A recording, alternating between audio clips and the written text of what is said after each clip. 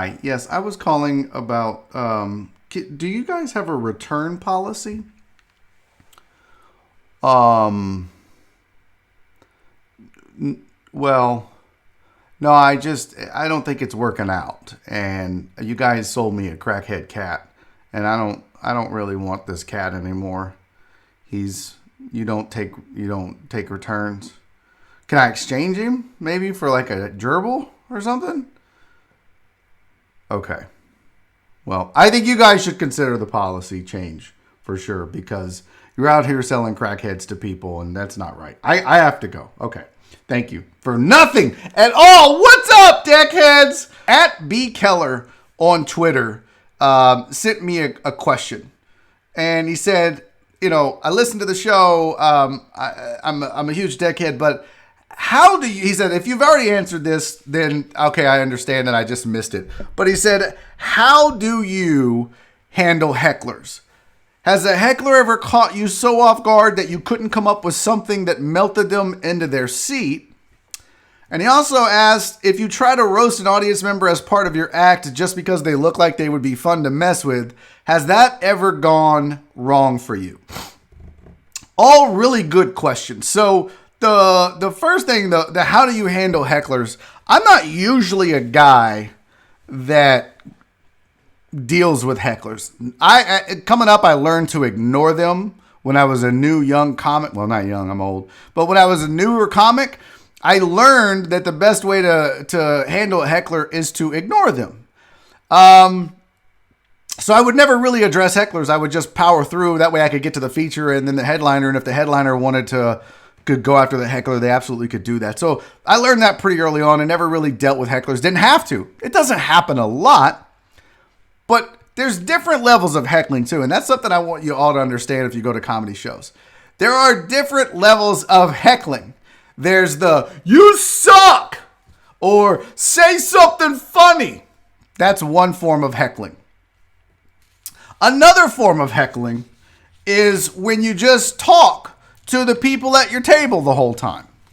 When they're, like you may do a joke. I do a joke about watching My Strange Addiction. So maybe somebody at the table loves that show and I'm doing my bit and then I'm done and I move on and you're in the table up front and you're just talking and you're like, oh my God, I love that show. It's like the best show ever. Have you guys seen that show? It's the funniest show. Did you guys know about this show? It's like, that's kind of a form of heckling when you won't stop talking and you're distracting the comic. And then the third one is when you just say things and you shout out, but it's not mean. Like I had one lady when I was in Dallas, every time I did a joke, when I would do the punchline, she'd go, yes.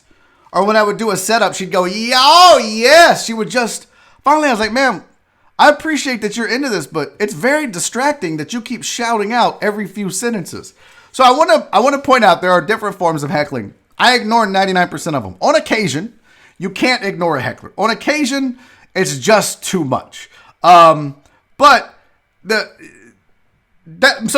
the most part, I ignore them. Now, on occasion, if I have to, what I'll do is, I'm not the kind of guy that normally goes after someone. If they're heckling, I'll be like, hey, can you please be quiet?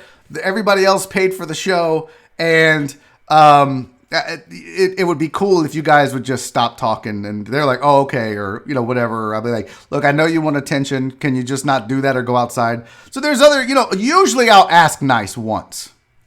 And then I'll ask nice twice if the same person does it.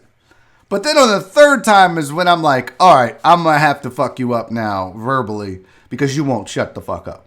So there are times when that'll happen. There are also times when I'll be at a show and I'll see people talking and heckling and throughout the show.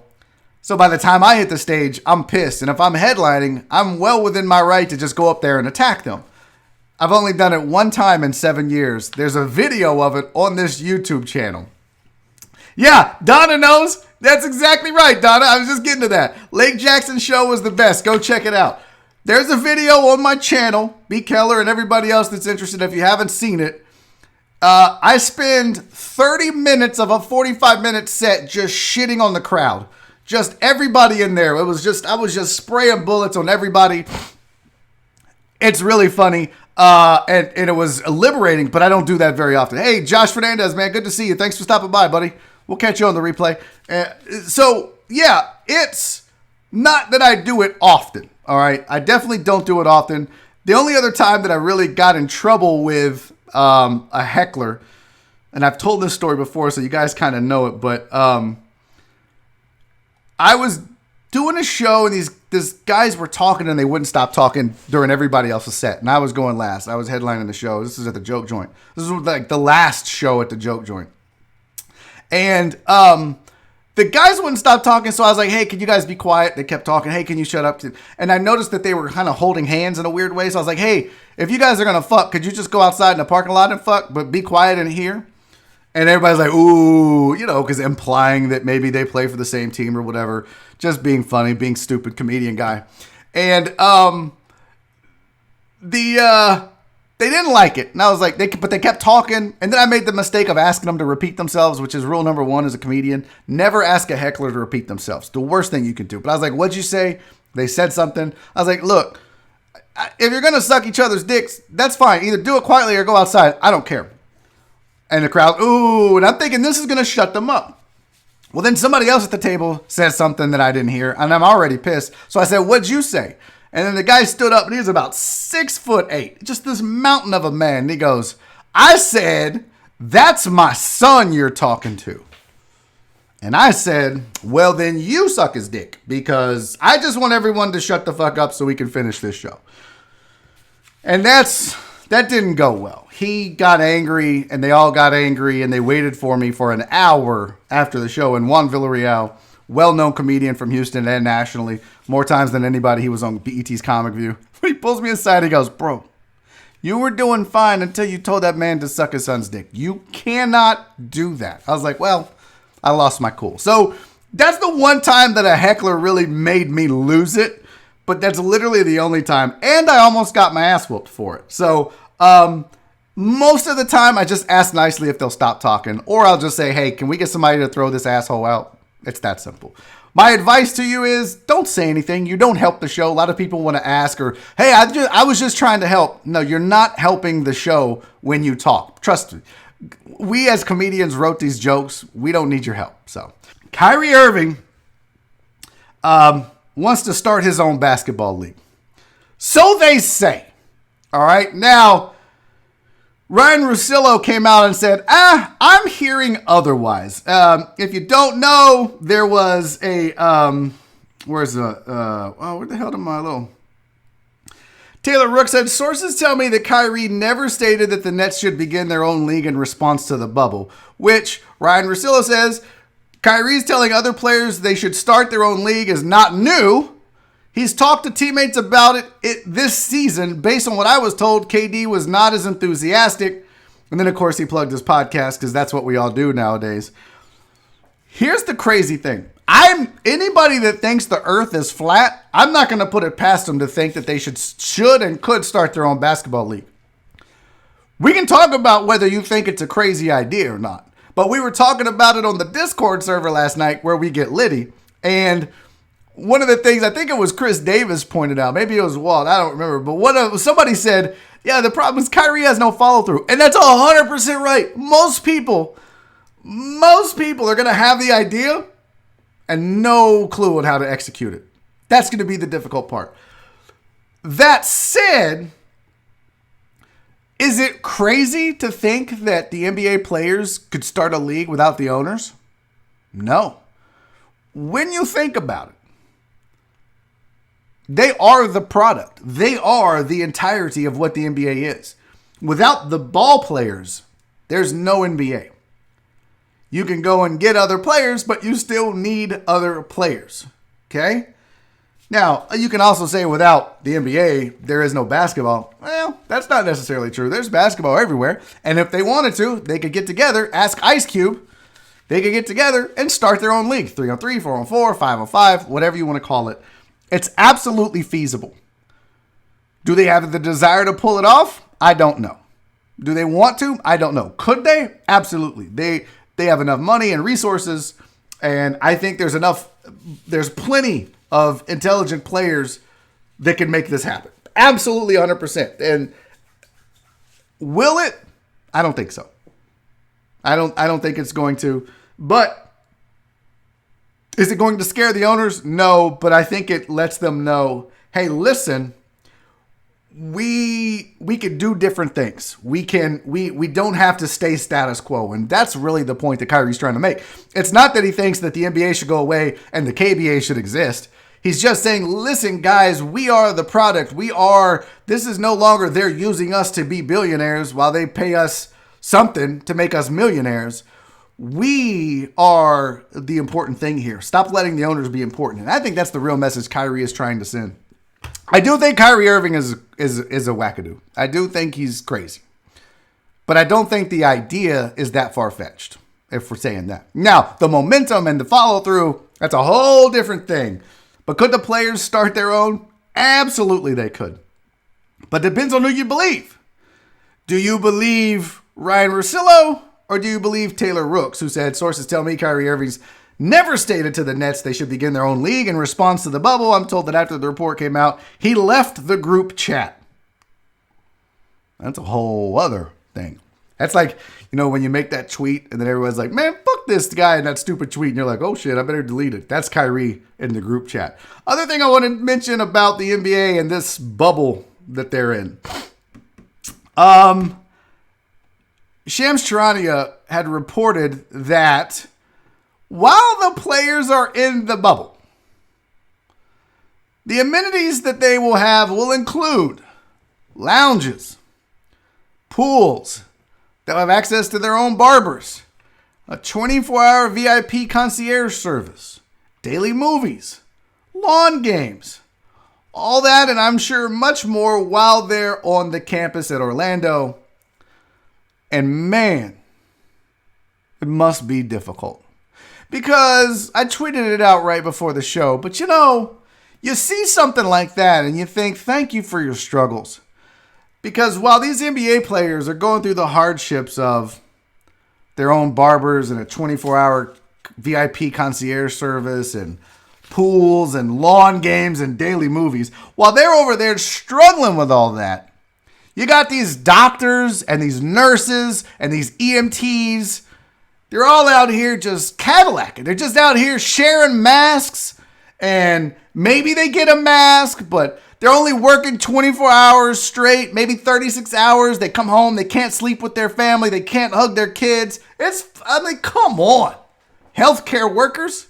We're not feeling sorry for you. You see the struggles the NBA guys are going through. It's fucking awful. Okay? I don't want to hear it from the healthcare providers. I don't want to hear it.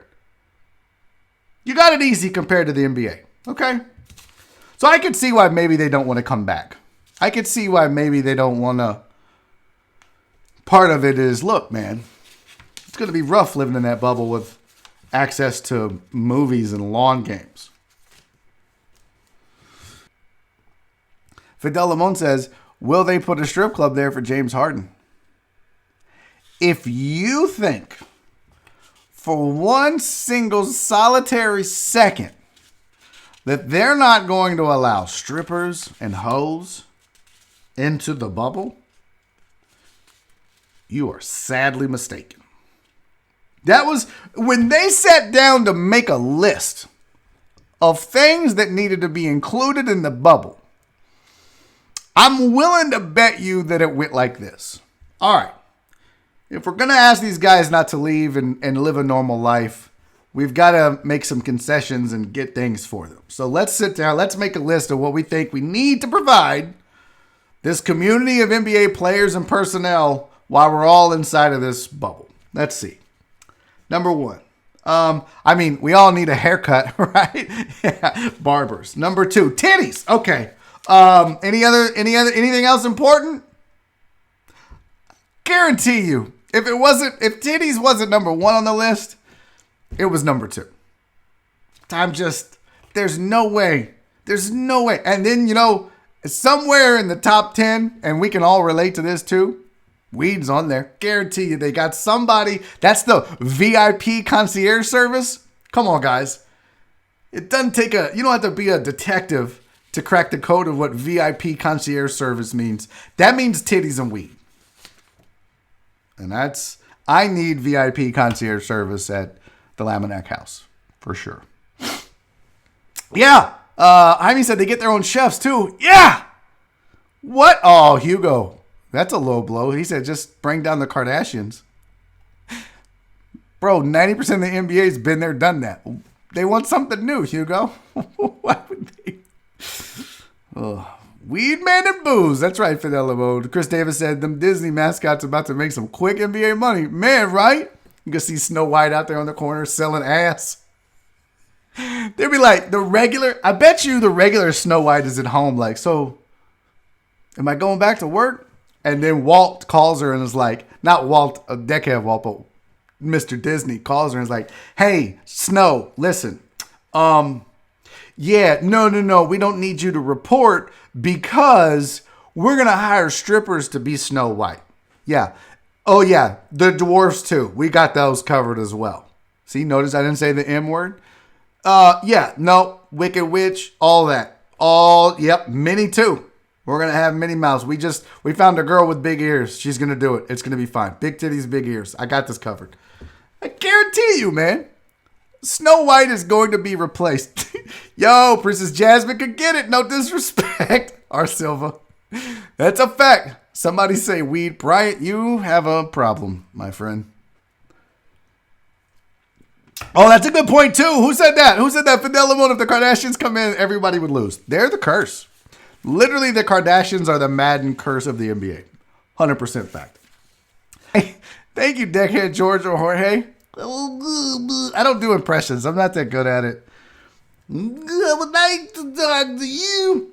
It's so fucking hacky. When that all went down, every single comic, I shouldn't say every single comic, most hacky comics was the first thing they did was a pudding pop joke. And I was like, oh God, guys, please don't make any pudding pop. And this is no offense to you guys, but let normal people, we're supposed to be like next level jokes. Like we're supposed to think of the not pudding pop joke about Bill Cosby. But you had dudes on stage who was like,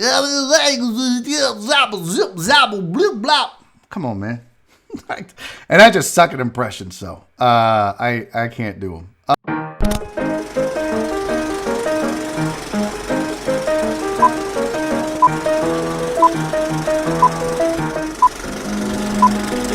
And now it's time for a film session.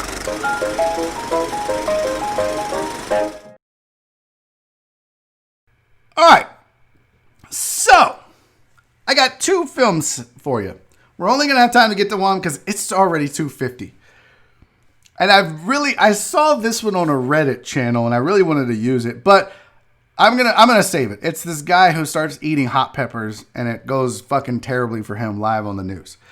Instead, what we're going to do today was sent to me by The Essential Hustle. And I called this one, me personally, I called this one Mario Fence. So here's our first and only video of the day that we'll break down on the film session. Pay attention.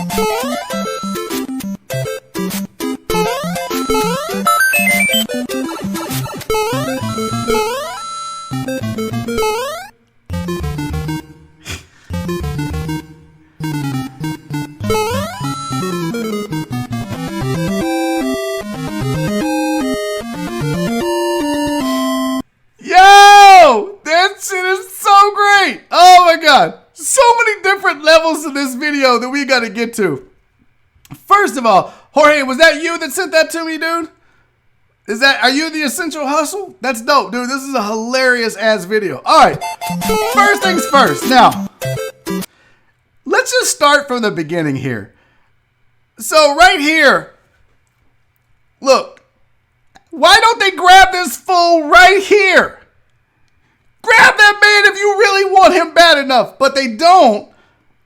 And he immediately, look, he's like, let me just, I think he deked him. He's like, no, man, let me just go set this over here. And then he bolts and immediately takes off running. Now, the cop looks like he gives a shit. Watch this. He's like, hey, okay. And then he just starts walking back. He's like, nah, I'm not running. It's hot. I got all this gear on. Plus, like you said, underrated mess. He's fast. What are you going to do? So they don't even run, really. Now, look at the hops on this kid, man. So here, that's pretty easy. He's got one hand on the gate. Pretty good clearance there. But right here, My dude goes straight up Edwin Moses, Olympic hurdler, right over that fence and follows it with a flip. Bro, not only does this dude run and elude the police, he does it Olympic style. First it's Carl Lewis hurdles, or triple jump, and then it's Mary Lou Retton front flip. Yo, and he lands it. He fucking landed it. Drops some shit, picks it up, bounces off the wall. One more fence for good measure. Now this cop is like, yeah, I got you now, bitch. He's like, no, you don't, bitch. But look at the leap. Look how he does it. That's parkour style. 2 hands on the fence, brings his feet through his hands. You try that shit. You and I, our fat asses ain't doing that. That was outstanding. This dude's got it going on. Now, he eludes the cop there. And right here, you see the one cop, he's in the back. He's like, okay, I'm going to get him. These other 2 still haven't given chase. They're no closer than before. But now he's going to hop this fence next to the sidewalk. And this one cop, I wish Quentin Dimps was here because he could break down the angle. He would be like, look, you gotta give the man more. You can't take a 45 when you got a receiver running a 9 route. That's just not possible, especially when he gets the jump on you off the fence line like that. So he's taking that 45. The receiver's already past both defenders. Now it's just a matter of putting the biscuit in the basket, just laying the ball right into his hands. And they're not catching him. That's touchdown at that point.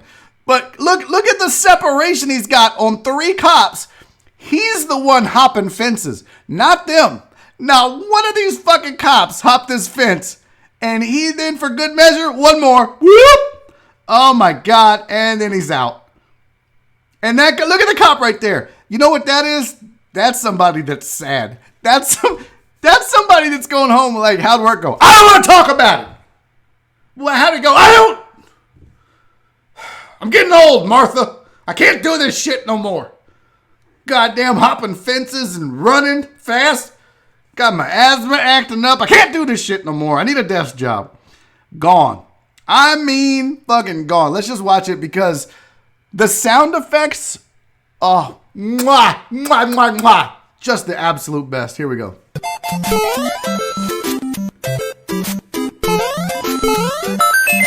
They gave him the little...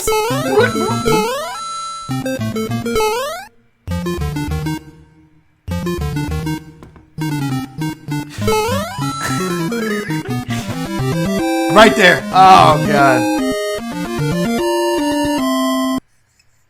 Did you also notice that everybody on the sidewalk is just like, yo, go! No one moves, though. They're all just watching like, yo, this kid.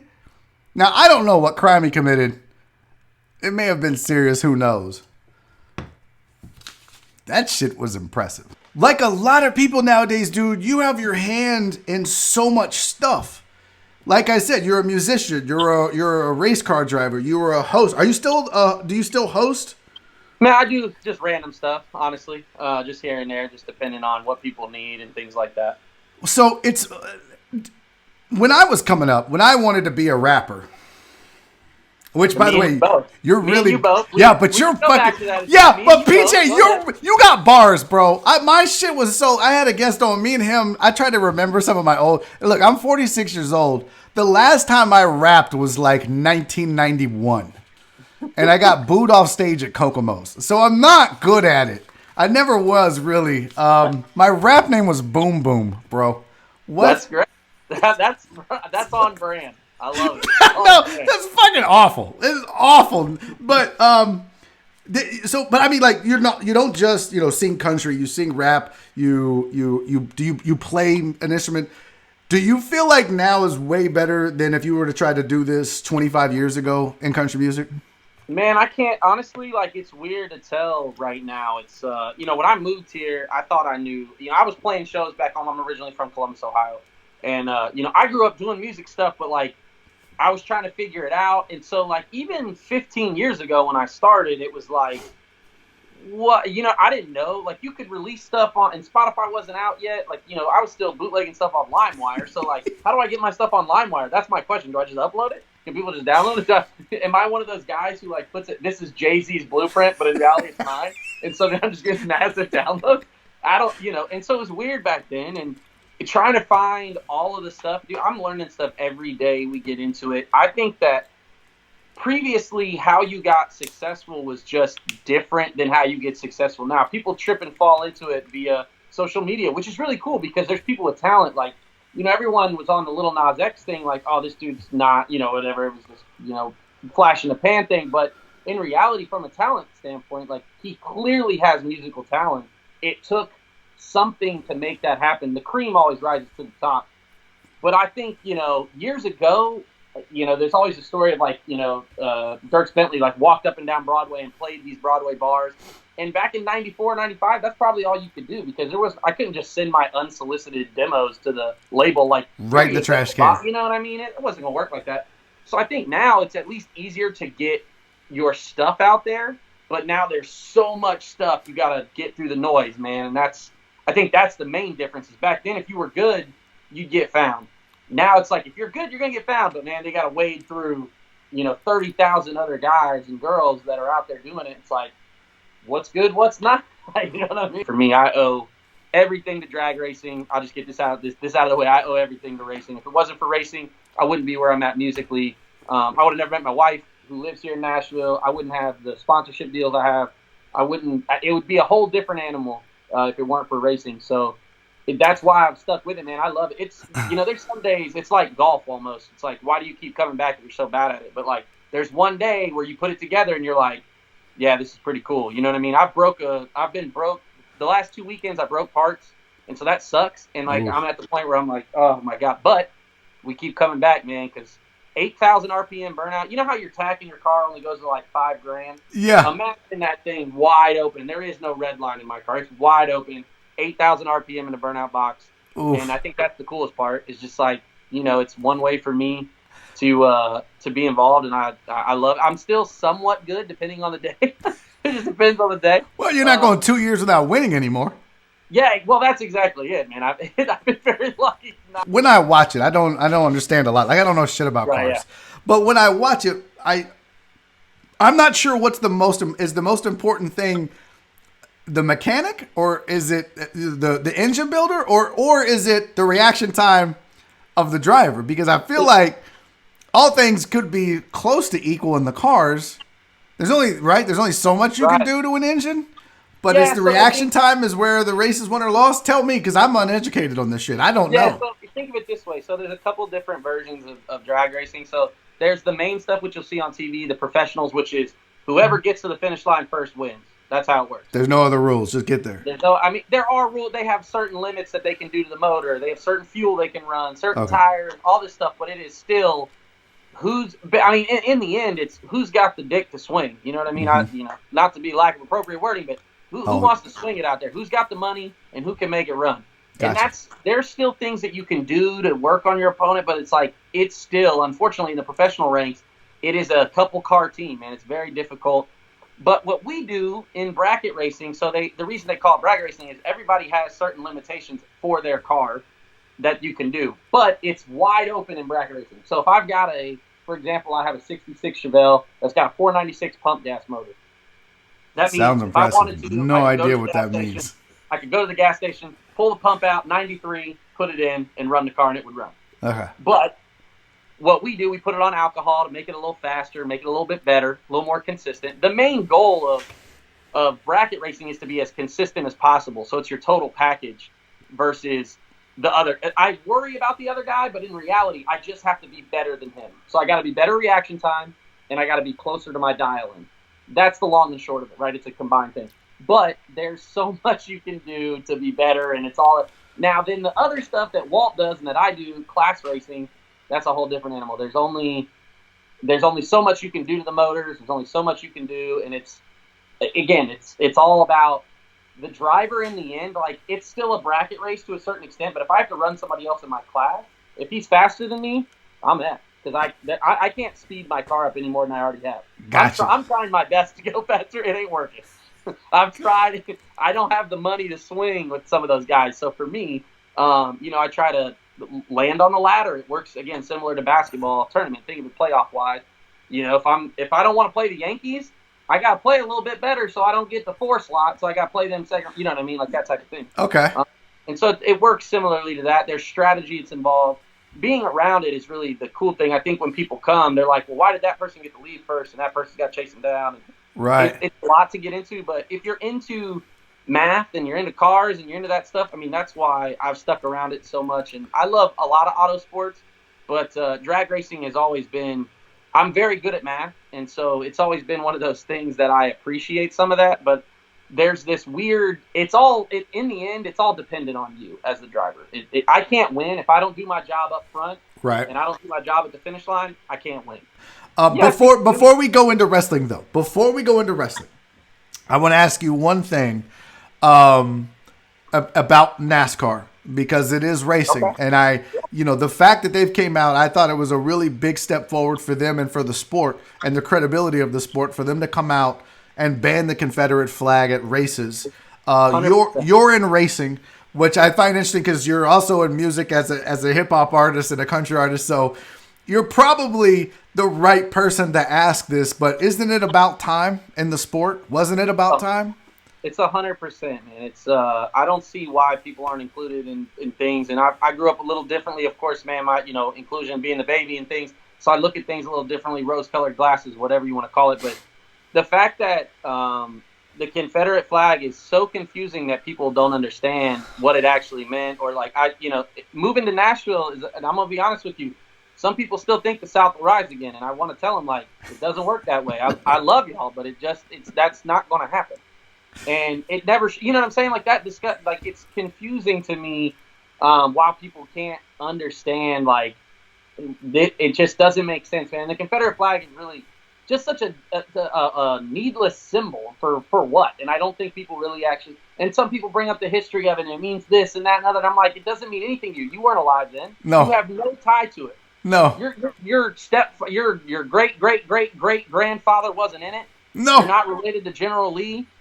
You know what I'm saying? So I think for me, it should have happened a long time ago. And I'm so appreciative that NASCAR took a step forward first because, and some people are like, oh, well, they're doing it for the press, this, that, and the other. I'm like, well, what did you want them to do? Not do anything? Which is it? Do you want them to do something or do you not want them to do something? You can't have it both ways.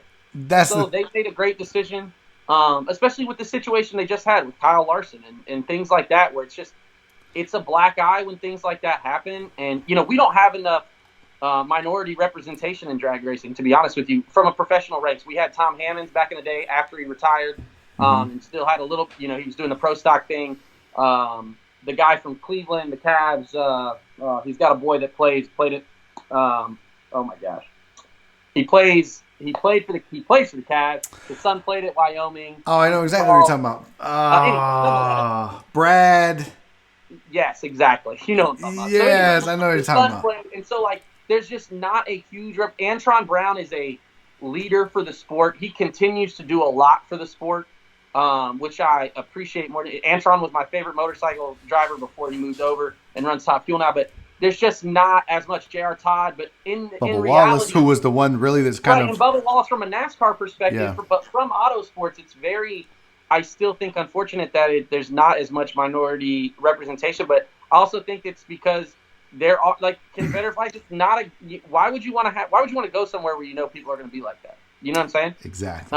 And unfortunately fortunately for me, I should say that I didn't have that, but I have a lot of friends that came with me that enjoyed the sport. But of course they don't race, so they're not the same thing. And I hope it gets better. And I hope, like I said, NASCAR, I think, made the right decision 100%. I hope that NHRA does the same thing. And I hope that people, again, they have to do some introspective looking into themselves to really understand why. Those people who believe it probably aren't going to change, right? They're like, I can't believe they're going to lose half of their fan base. Well, half of that fan base wasn't worth having anyway. Fucking man. Cornette, man. So when I was Cornette's also a terrible person now, but is he? He's an awful person in real life. He's a legitimate psycho. Oh, good. My hate was warranted. Then fuck that guy. Yeah. He's a legit. I mean, he's off his rocker. He says all types of crazy stuff on his podcast. He's like a shock jockey, but a weird wrestling fan. It's very strange. Not to, if you like him, you like him. Again, I'm not judging, but Don't worry. when I was a kid, I carried around a tennis racket because I thought that was like the cool thing. I love tag team wrestling is my thing. I love tag team wrestling so much. So like the Midnight Express with Jim Cornette versus the Rock and Roll Express versus the Fan, all that stuff is like right in my alley. I love it. But I was like, man, maybe I can do that. That's what I'm gonna do. I'm gonna be a manager of a tag team here with a tennis racket. That's true. Now I'm like, then you get to use it as a weapon. That was my thing. Like, let me hit somebody over the head with it. For a while, I swear this is going to sound so fucking stupid, but I would carry around a bag of baby powder in my pants and my underwear in case I ever got in a fight. No, in case I ever got in a fight at school. My go-to was if a guy squared up, I was going to be like, I was going to reach in my pants and powder that motherfucker in the face because every Saturday night, that shit worked. They would be blinded and they would fall and they would just be like, oh, their fucking legs would be bare. And I was like, that's how you whoop somebody's ass. You throw baby powder in their face. So I would leave for school, bro, and I would get me a little baggie and I would fucking put some baby powder right there next to my little baby dick. And I would go to school and be like, if anybody fucks with me today, they're getting nasty baby powder dick to the face. I had to use the spear once in Goldberg was really popular. I had to use that once in middle school. I pile drive Jeffrey Leach and almost broke his fucking neck. Yeah, that does not surprise me. That's incredibly good. That's why it's like not you. This guy's out here just like, hey, Jeffrey, let me pile drive you. All right, cool, Barry, whatever you want. I mean, because I didn't know that it was like, the head is in the crotch and you go to your knees and I sat down and his fucking neck jammed and he just laid there and I was like, this shit worked. That's it. We'll see you tomorrow. Thumbs up, subscribe, all that stuff. Take care of yourself. Be safe. Most importantly, love each other. See y'all tomorrow.